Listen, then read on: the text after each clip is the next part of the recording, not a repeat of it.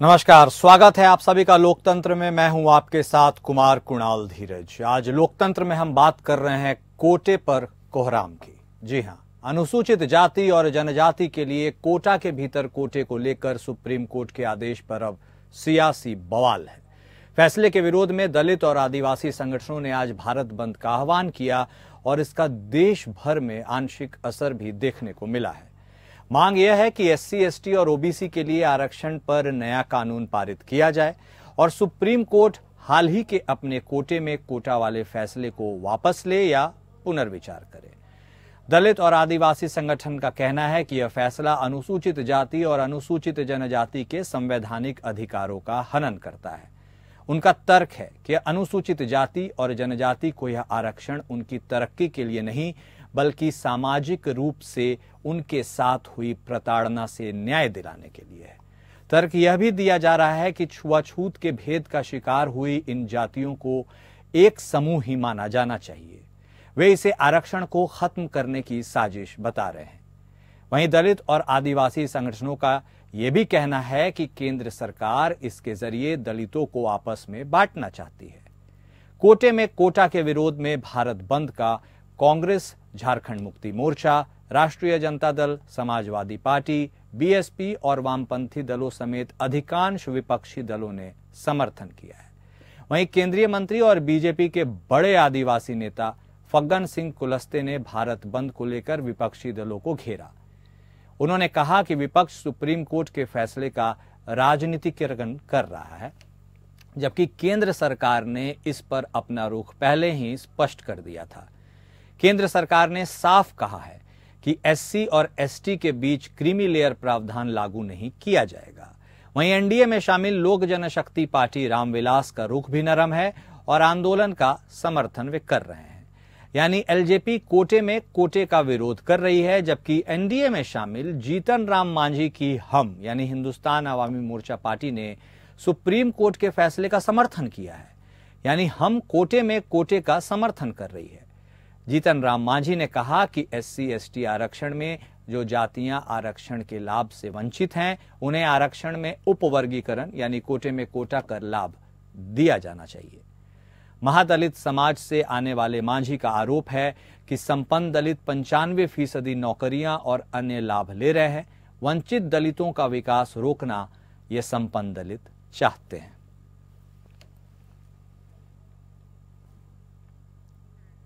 तो आरक्षण को लेकर यह बवाल अब थमने का नाम नहीं ले रहा है। आपको बता दें कि आदिवासी आरक्षण बचाओ संघर्ष समिति ने इस पूरे बंद का सबसे पहले आह्वान किया। उसके बाद इस बंद का बहुजन समाजवादी पार्टी को भी सपोर्ट मिला, उन्होंने कॉल किया और उसके बाद धीरे धीरे अन्य विपक्षीय पार्टी भी इस बंद के समर्थन में उतर गई। इस बेहद ही संजीदा मुद्दे पर बातचीत करने के लिए आज हमारे साथ 3 खास मेहमान जुड़े हैं। आपका तारुफ हम उनसे सबसे पहले करवा देना चाहेंगे। हमारे साथ बीजेपी की तरफ से शांत प्रकाश जाटव जी जुड़े हैं, तो वहीं कांग्रेस की तरफ से विजय कौशिक जी जुड़े हैं और बतौर दलित एक्टिविस्ट और अम्बेडकरवादी फूलचंद्र कुरील जी भी हमारे साथ इस वक्त जुड़ चुके हैं। आप तीनों मेहमानों का हमारे इस खास पेशकश में बेहद स्वागत है। सर, एक सवाल सबसे स्पष्ट और सबसे पहले है, बीजेपी सर शांत प्रकाश जाटव साहब आपके पास आना चाहेंगे कि ये जो आरक्षण है इस पर आपका रुख है तो है क्या? आज आरक्षण का जो उबाल और बवाल पूरे देश भर में देखने को मिला है इस बंद के दौरान, आखिर उस पर बीजेपी का क्या स्टैंड है सर? फर्स्ट टेक शांत प्रकाश जाटव साहब। सरकार का जो रुख है वो अभी सरकार ने स्पष्ट कर दिया कि हम जो सुप्रीम कोर्ट ने जो डिसीजन दिया है हम अभी उसको लागू नहीं करेंगे। जाहिर सी बात है कि बिल्कुल स्पष्ट हो गया कि जो है अभी इसको लागू करने का समय नहीं है किसी भी सूरत में। इसका लाभ जो है लोगों को जो मिल रहा है वो मिलता रहना चाहिए। ठीक है। और वहीं मैं ये मान करके चलता हूँ कि जिस तरीके से समाजवादी पार्टी पहले तो उसने इसका स्वागत किया और उसके बाद में उन्होंने उसका विरोध करना शुरू कर दिया। ये तय नहीं कर पा रहे कि ये लोग क्या चाह रहे हैं। और इनफैक्ट क्या है कि आरक्षण के नाम पर आवश्यकता जो है, स्वाभाविक बात है, जिन लोगों को मिल चुका है उनको मिले, तो बार बार मिले। ठीक है सर, आपके पार्टी के अंदर भी लोग तय नहीं कर पा रहे हैं कि आखिर करना क्या है। हिंदुस्तान आवामी मोर्चा भी उसका एक उदाहरण है सर। एनडीए की, आपकी पार्टी की बात नहीं कर रहे हैं, आप बतौर एनडीए सरकार में हैं, इसलिए आपकी सहयोगी पार्टी की तो मैं बात कर ही सकता हूं। उन्होंने साफ तौर पर सुप्रीम कोर्ट के इस फैसले का सम्मान किया है और कहा है कि ये होना चाहिए। चलिए खैर, कांग्रेस से नहीं, एक मिनट, आपने क्वेश्चन किया तो सुने बात को। सर आपने अपना रुख स्पष्ट कर दिया ना, आप उसके साथ नहीं है। मैं क्विक कमेंट सबसे पहले ओपनिंग लूंगा, उसके बाद वाद विवाद पर आता हूं। विजय कौशिक साहब, कांग्रेस की तरफ से आप प्रवक्ता हैं, जल्दी से अपना स्टैंड क्लियर कीजिए इस आरक्षण के मुद्दे पर, फिर हम वाद विवाद में जाएंगे। देखिए, सबसे पहली बात यह है कि माननीय सुप्रीम कोर्ट ने एक डिसीजन जो दिया है, अगर वो दलित वर्ग को ही स्वीकार नहीं है तो निश्चित तौर पर हम भी दलित समाज के साथ हैं। ठीक है। और हमारे नेता राहुल गांधी जी ये मानते रहे हैं, ये कहते भी रहे हैं कि जो लाभ है वो सभी में बराबर बंटने चाहिए, जिसकी जितनी भागीदारी उतनी उसकी हिस्सेदारी। इसी के चलते हमारी मूल भावना तो यही है कि जिन लोगों को आरक्षण का लाभ नहीं मिला है दलित समाज में, उनको लाभ मिलना चाहिए। लेकिन केंद्र सरकार इस पर किस तरह का रुख रखती है, सुप्रीम कोर्ट के डिसीजन को रोककर उसे लागू न करके वो क्या चीजें साबित करना चाहती है, उन पर हमारी नजर है और हम परिस्थिति अनुसार इस मामले में निर्णय लेंगे। ठीक है, तो केंद्र सरकार के पाले में आपने गेंद डाल दी। ठीक है, फूलचंद्र कुरील साहब बतौर दलित एक्टिविस्ट, अम्बेडकरवादी हमारे साथ जुड़े हैं। सर, ये तमाम एससी और एसटी जो भी लोग हैं, जो भी वंचित रह चुके हैं, उनके न्याय और सम्मान की बात की जा रही है। सर, मेरा एक स्पष्ट सवाल आपसे है सर, बतौर एक इंसान आप सोचिएगा, क्या आपको नहीं लगता कि एससी एसटी रिजर्वेशन का प्रावधान जो बना था उसमें उसकी मूल भावना, मूल चरित्र यही था कि जो सबसे शोषित और वंचित हैं उनको इसका लाभ मिल सके? क्या आपको लगता है कि आज एससी एसटी एक होमोजीनियस ग्रुप है, या इसके अंदर भी कुछ ऐसे क्लासेस हैं जो फिलहाल इस दौड़ में, रेस में पीछे हैं? कुरील साहब नमस्कार। नमस्कार। देखिए, जो मूल भावना थी तो इसे पूरी रूप से उसकी भागीदारी का था। भागीदारी के तहत ही आरक्षण की व्यवस्था की गई थी। आज तक जो है सरकारों ने ऐसा नहीं किया कि उनका प्रतिनिधित्व मिल जाता, क्योंकि उन पूरे ऐसी समाज की एक व्यवस्था है जिस व्यवस्था को केवल उनके नफरत के शिकार रहते हैं एससी और एसटी, और उसमें पूरे समाज में देखा जाए तो सभी नफरत के उसमें करते हैं, जिसके कारण से आज सुप्रीम कोर्ट ने जो ये फैसला दिया है तो ये तो बिल्कुल मूल भावना से अलग है, क्योंकि आज तक उनका प्रतिनिधित्व पूरा हुआ ही नहीं, उनमें भी भेदभाव कर रहे हो। तो ये जो वहाँ नॉट एलिजिबल की जो बात आती है तो ये फिर पैदा होती रहेगी। आज उनको देना नहीं चाहते, इसलिए ये भेदभाव किया जा रहा है, क्योंकि आज तक उनका कोटा पूरा हो ही नहीं रहा है और सारी वैकेंसियां जो है बैकलॉग होती है तो बैकलॉग को भी नहीं भरा जा रहा है। तो ये जो है व्यवस्था इस देश की सत्ता का कारण है। अच्छा। न्यायपालिका का जो कमी है वो तो अलग हो गई, क्योंकि उसी से है, और न्यायपालिका में जो है सभी अयोग्य लोग होते हैं, ये कोई योग्य नहीं है, क्योंकि ये कोलोजियम सिस्टम जो है वो बिल्कुल गलत है। ये जो है योग्यता तब आए जब उसका कंपटीशन हो, उसके प्रामाणिकता हो। तो ये जो सिद्धांत है गलत है, क्योंकि ब्राह्मणत्व का आसर है। ब्राह्मणत्व के लोग कभी भी इस देश में एकता नहीं चाहते हैं।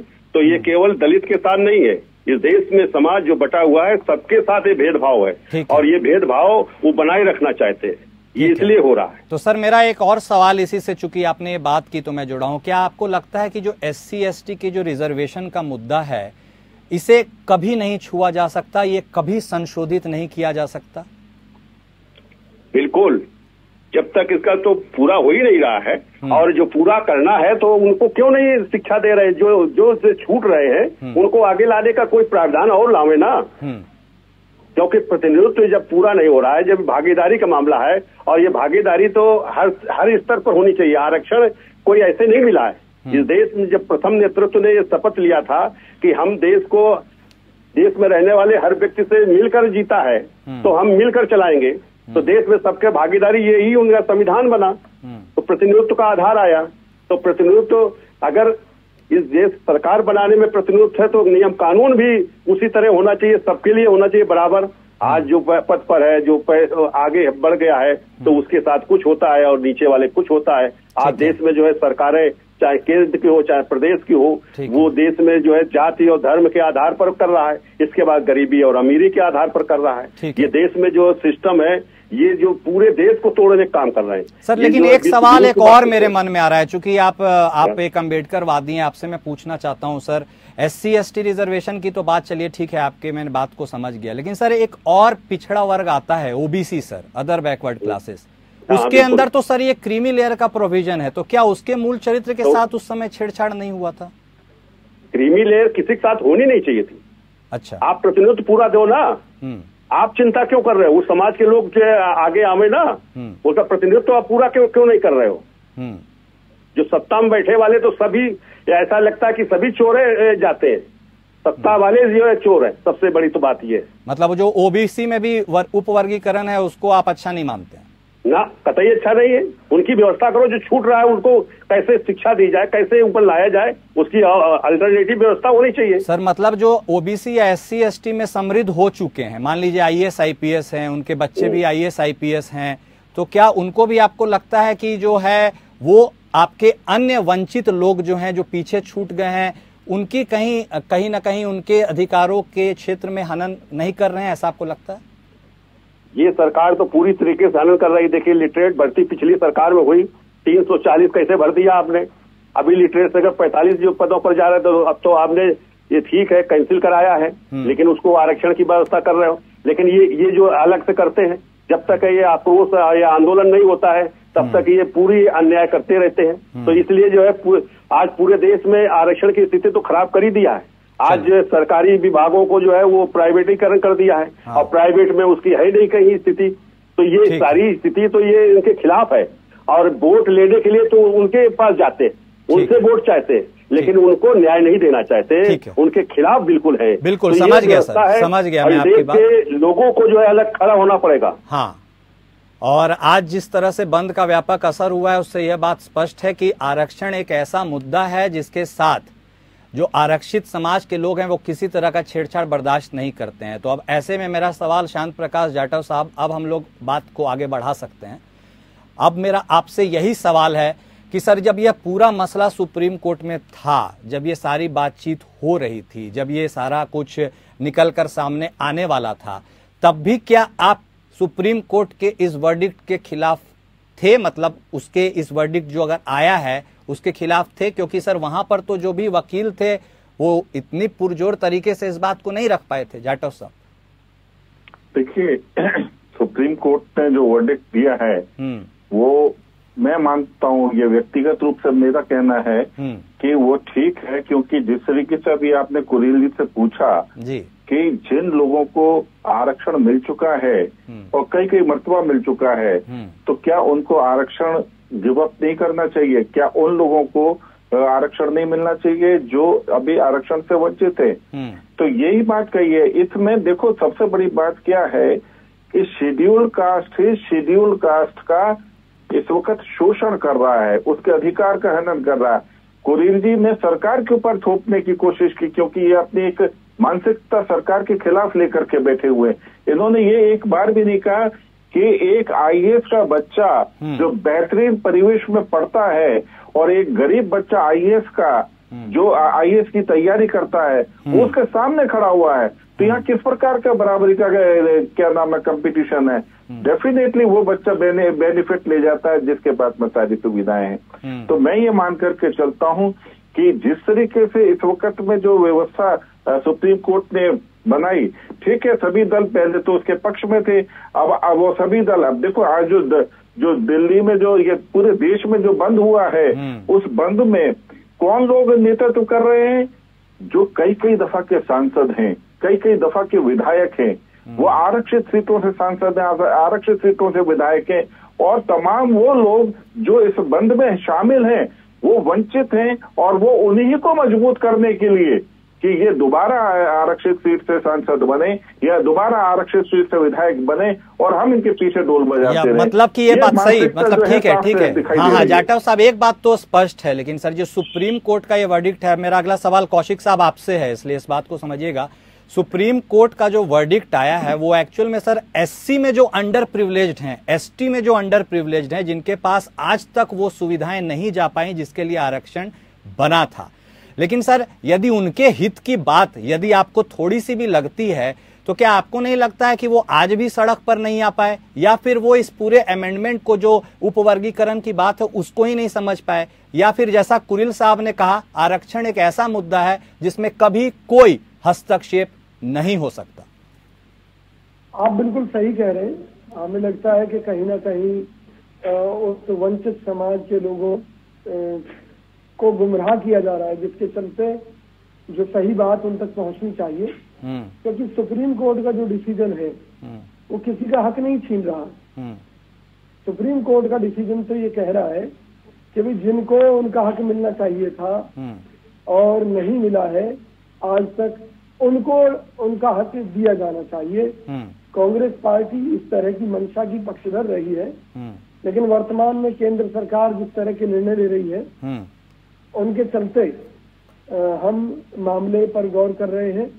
और आने वाले समय में, क्योंकि जैसा कि मोदी सरकार ने खुद ही कह दिया कि वो इस फैसले को लागू नहीं करेंगे, तो इसका मतलब अगर भारतीय जनता पार्टी की सरकार सुप्रीम कोर्ट के फैसले का सम्मान नहीं कर रही है तो निश्चित तौर पर हमें भी कुछ चीजों को देखकर ही निर्णय लेने। आप लागू कराना चाहते हैं, मुझे ये बताएं। नहीं, ठीक है, ठीक है कुरिल साहब, मैं आऊंगा। हाँ, आऊंगा जी से पूछना चाहूंगा कि कौशिक जी आपकी पार्टी क्या यह लागू करना चाहेगी? उस पर आएंगे सर। एक कुरिल साहब से भी एक टिक ले लेते हैं। तो कुरिल साहब, अब चूंकि आपने आज इस बंद को देखा है, महसूस किया है, अब आप आगे की आपकी रणनीति क्या होगी? क्योंकि सुप्रीम कोर्ट का वर्डिक्ट तो आ गया है, तो अब आपकी आगे की रणनीति क्या है? देखिए, हमारा आगे के तो मार्जिन है, भागीदारी की लड़ाई लड़ रहा हूँ। ठीक है, हर स्तर पर भागीदारी हो, सामाजिक, आर्थिक और हर व्यक्ति की भागीदारी, और इस लड़ाई को आगे बढ़ाने का काम करूंगा मैं। क्योंकि जो बाबा साहब का कंसेप्ट था वो इस देश में प्रतिनिधित्व भागीदारी चाहते थे, और ये आरक्षण वो जबरदस्ती थोपा गया था, जिसका आज ये परिणाम हो रहा है। अगर भागीदारी होती तो इस देश में जो है न्यायालय में भी जो है सभी की उपस्थिति होती तो ये अन्याय ना होता। ब्यूरोक्रेट में सभी की उपस्थिति होती। आज ब्यूरोक्रेट सत्ता के आधार पर काम कर रहा है। आज जो है हर, चाहे प्रदेश सरकार हो चाहे केंद्र सरकार हो, वो खास तौर से जाति आधार पर काम कर रहे हैं। और दूसरी व्यवस्था वो जो गरीबी और अमीरी के आधार पर कर रहे हैं, वो कोई बचा नहीं है, सवर्ण भी नहीं बचा है, सबके साथ अन्याय हो रहा है और जबरदस्ती ये लोग कर रहे हैं अन्याय। और इसलिए जो है हम सबको एक साथ खड़ा होना चाहिए। इस देश का सवर्ण है, पिछड़ा है, अल्पसंख्यक है और दलित है, और इस तरह के पूरे देश के हर व्यक्ति को जो है इस देश में प्रतिनिधित्व के लिए खड़ा होना चाहिए। यह देश सबका है, किसी एक के बाप का नहीं है। ठीक है, मतलब देखिए कि आज की कितनी संजीदगी है टॉपिक की। कुरिल साहब और आप दोनों मेहमानों को भी बोलना चाहूंगा कि हम बात कर रहे हैं SC/ST रिजर्वेशन की, और कितनी समावेशी बात निकलकर सामने आ रही है। सबको खड़ा होना चाहिए, लेकिन रिजर्वेशन टच नहीं होना चाहिए। लेकिन कुरिल साहब के पास इतना ही वक्त था। कुरिल साहब, आप हमारे साथ जुड़े, आपने अपनी बात रखी, इसके लिए आपका बेहद शुक्रिया। अब हमारे साथ आपको बता दें कि भूपेंद्र कुमार बतौर राजनीतिक विश्लेषक भी जुड़ गए हैं, उनके पास आएंगे। लेकिन उनके पास आने के पहले जाटव साहब आपके पास जाना चाहते हैं। जाटव साहब, क्या ये आरक्षण, रिजर्वेशन, SC/ST खासकर एक ऐसा पेंडोरास बॉक्स ऑफ ट्रबल है जिसके ऊपर कोई कुछ मतलब कर ही नहीं सकता है? इसके न कोई संशोधन किया जा सकता है, न इसकी कोई बेहतरी की जा सकती है। मतलब 1950 में जो ड्राफ्ट हो गया वही चलते जाना है और चलते जाना है। उसके अंदर क्या हो रहा है, नहीं हो रहा है, इससे कोई मतलब नहीं है। तो क्या यह प्रथा इसी तरह चलेगी, या फिर इसके ऊपर किसी को, बुद्धि वर्ग के लोगों को, मतलब जो बौद्धिक लोग हैं, उनको विचार करने की जरूरत है और एक टेबल पर सोचने और समझने की जरूरत है? जाटव साहब, आज बिल्कुल संजीदा बात कर रहे हैं, कोई लड़ाई नहीं है, कोई विवाद नहीं है। देखिए, आरक्षण को यूँ समझने की आवश्यकता है कि ये ब्रिटिश काल में ही शुरू हुआ और छत्रपति साहू जी ने इसको 1901 में शुरू किया ब्रिटिशर्स के कहने पर, जिसमें 16% ईसाइयों को आरक्षण दिया गया, 16% मुस्लिम्स को आरक्षण दिया गया, 60% हिंदुओं को आरक्षण दिया गया और 8% ब्रिटिशर्स के जो मुलाजिम हैं उनको आरक्षण दिया गया। उसके बाद में 1935-36 में जब ब्रिटिश इंडियन कॉन्स्टिट्यूशन बना उसमें जो आरक्षण का प्रावधान हुआ उसमें शेड्यूल कास्ट के लिए एक सूची बनी जिसमें 429 जातियों को शामिल किया गया और साथ ही साथ 238 ऐसी जातियां थी जो शेड्यूल ट्राइब में शामिल की गई। 1950 में बाबा साहब भीमराव अंबेडकर के नेतृत्व में, उनकी ड्राफ्टिंग कमेटी के चेयरमैन थे, उनके नेतृत्व में जिस वक्त में कॉन्स्टिट्यूशन बना उसमें 429 जातियां जो शेड्यूल कास्ट में थी उन जातियों को बढ़ा करके 597 कर दिया गया। उस वक्त में जो कॉन्स्टिट्यूशन बना उसमें अनुच्छेद 17 में प्रावधान किया गया कि उसमें स्पष्ट लिखा हुआ जो आज भी हम पढ़ रहे हैं कि अस्पृश्यता का उन्मूलन कर दिया गया। अस्पृश्यता जो है वो एक जघन्य अपराध होगा। स्वाभाविक बात है उसके बाद में अस्पृश्यता का किसी प्रकार का कोई रूल नहीं रहना चाहिए था। 597 जातियां जो थी वो जो आज बढ़कर के शेड्यूल कास्ट जो है वो 1238 जातियां हो गई हैं। आप ये लगाएं 1950 से आज जो हम 2024 में बैठे हुए 1238 शेड्यूल कास्ट जातियां, इन जातियों का इजाफा किस आधार पर हुआ? डेफिनेटली अनुच्छेद 17 को अगर माने तो ये अस्पृश्यता के आधार पर तो हुआ नहीं, मगर वोट बैंक बढ़ाने के आशय से तमाम प्रदेशों में जो है पिछली सरकारों ने और विशेष रूप से कांग्रेस सरकार ने अनुसूचित जातियों का इजाफा किया। आज वो 1238 जातियां इसको अपना एकाधिकार मान करके इसे किसी सूरत में नहीं छोड़ना है, अब तो सर क्योंकि उससे एक बेनिफिट मिलता है, इसका लाभ नहीं छोड़ना है, इसलिए वो एकजुट होकर के इसको अपने आप। लेकिन अब तो सर बीजेपी और बतौर एनडीए अब आप ऐसे सिचुएशन में हैं कि सारा ओनस तो अब आप ही के ऊपर है, अब जो करना है आपको करना है। चलिए इसका जवाब मैं लूंगा आपसे, लेकिन उसके पहले विजय कौशिक साहब से भी एक क्विक कमेंट ले लेते हैं। विजय कौशिक साहब, अब इस पूरे मामले पर बतौर विपक्ष आपकी क्या रणनीति है, कैसे टैकल करना चाहते हैं और आगे अब आप इस पूरे मुद्दे पर कैसे बढ़ना चाहते हैं ये बता दीजिए जल्दी से। उसके बाद मैं भूपेंद्र कुमार साहब से भी एक क्विक कमेंट लूंगा। देखिए, निश्चित तौर पर मैंने कहा कि हमारी पार्टी की जो मूल भावना है और हमारे नेता राहुल गांधी जी जो कहते हैं वो यही कहते हैं कि समाज का कोई भी व्यक्ति हो, किसी भी जाति से हो, जिनकी जितनी भागीदारी है उस हिसाब से उनको सरकार में हिस्सेदारी मिलनी चाहिए। तो आरक्षण व्यवस्था जो की गई थी वो समाज के वंचित और पिछड़े तबके को जो कुचला हुआ था उसको आगे बढ़ाने के लिए हुई थी।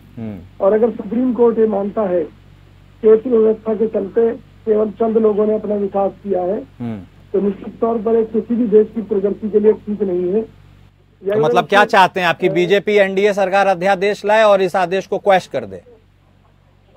नहीं, हम तो ये चाहते हैं कि सरकार अपनी नीति स्पष्ट करे, ये दोगली नीति ना अपनाए। ठीक है, मतलब वही बात हो गई, बीजेपी के पाले में गेंद चली गई। ठीक है, समझ गए आपके बात। भूपेंद्र कुमार साहब, आप बतौर राजनीतिक विश्लेषक हमारे साथ जुड़े हैं। सर, सुप्रीम कोर्ट का यह एक ऐतिहासिक लैंडमार्क जजमेंट था, 6-1 की बेंच थी जो चिन्हैया वाले जजमेंट 2004 को उन्होंने पलटा। आखिर इतने साल के बाद जब ये जजमेंट आई तो क्या आपको लग रहा है कि मूल भावना इसका उजागर नहीं हो पाया, ना किसी राजनीतिक पार्टी ने ऐसा करने दिया, या वाकई में एक ऐसा किस्सा है जिसे ना ही दोहराया जाए तो बेहतर है? भूपेंद्र साहब।